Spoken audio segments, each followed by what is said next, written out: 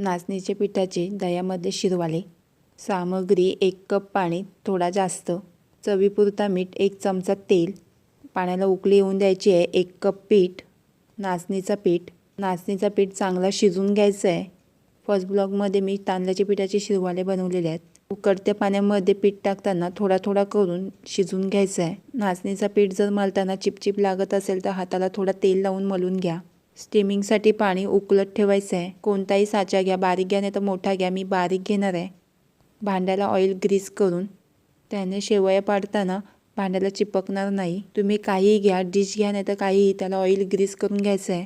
साच्यामध्ये पीठ भरून शिरवाले पाडून घ्यायचे आहेत. माझे आजी आजोबा पंजोबांमधला साचे आहे, त्यामध्ये मी शिरवाले पाडून घेणार आहे. शिरवाल्यांचं पीठ जास्तही पातळ नसावा. या पद्धतीत सर्व शिरवाले पाडून घ्यायचे आहेत. स्टीमिंगसाठी ठेवलेलं पाणी त्यामध्ये साचे ठेवून उकळून घ्यायचं आहे 8 ते 7 मिनिटासाठी.